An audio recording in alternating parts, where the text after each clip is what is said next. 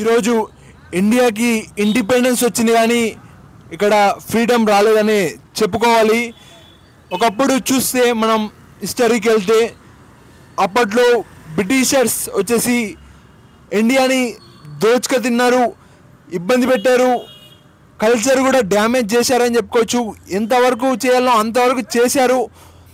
India వచ్చేసి Britishers రాకన్నా ముందు వెల్తీయెస్ట్ country, ట్రేడింగ్లో కూడా చాలా ఉన్నతమైన ప్లేస్లో ఉండేది. వెల్తెస్ట్ కంట్రీ అని చెప్పుకోవచ్చు. ఆర్థికంగా, బిజినెస్ పరంగా ఇక్కడ వచ్చేసి గోల్డ్, డైమండ్స్ అప్పట్లో ఎక్కువ దొరుకుతుండే ఇండియాలో. ఇంకా ట్రేడింగ్ విషయాలకు వస్తే ఇక్కడ అంటే వేరే దేశానికి పంపిస్తుండ్రి, ట్రాన్స్పోర్ట్ అంటారు.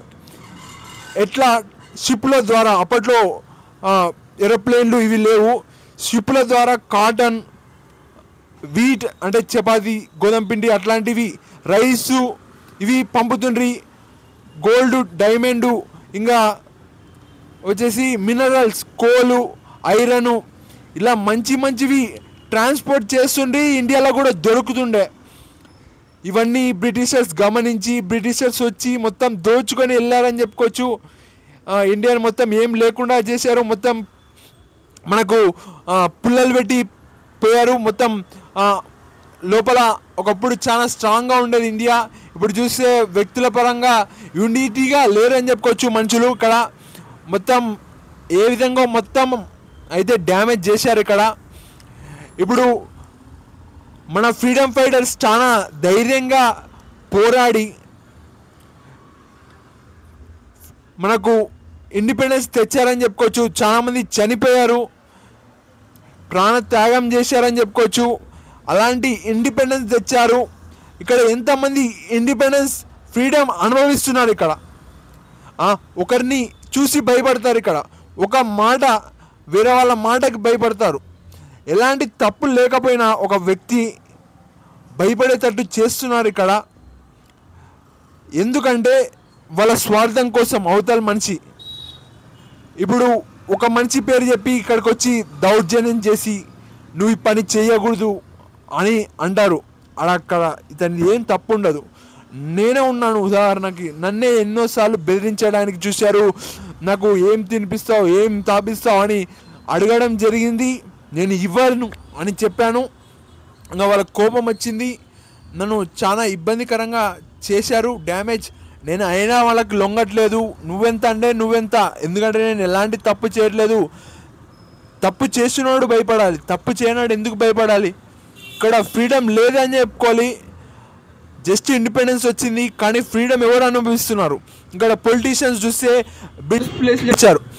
ఎలాగైతే బ్రిటిషర్లు దోచుకొని వేరే దేశానికి వెళ్ళారో ఇప్పుడు ఇండియాలో కూడా అదే చేస్తున్నారు రాజకీయ నాయకులు. ఇక్కడ ఏమంటే రాజకీయం చేస్తూ వేరే దేశాలకు పంపిస్తున్నారు వాళ్ళు డబ్బు.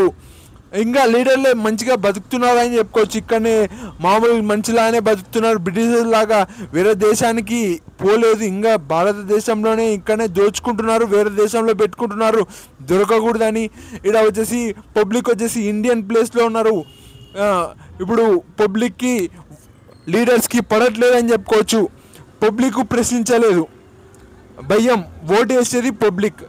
లీడర్కి నేనే ఇచ్చాను అని చెప్తారు కానీ అవు లీడర్ నువ్వు ఎందుకు చేయలేదు పని అని అడగరు. నువ్వు ఎందుకు దోచుకున్నావు లీడర్ అని అడగరు. ఏమనంటే లీడర్ చెప్తాడు, ఇతను చెప్తాడు, అందరం ఒకటే, ఎవరైనా ఇంతే అని చెప్తారు. ఇట్లా ఉంది పరిస్థితి. ఇప్పుడు ఒక మనిషి పేరు చెప్పి, పోలీస్ పేరు చెప్పి భయపడిస్తారు, ఒక లీడర్ పేరు చెప్పి భయపడిస్తారు. ఇట్లా స్కూల్లో టీచర్ల పేర్లు, సార్ వాళ్ళ పేర్లు చెప్పి భయపడిస్తారు. ఎందుకు భయం? భయమే మనిషిని చంపుతుంది అని చెప్పుకోవచ్చు.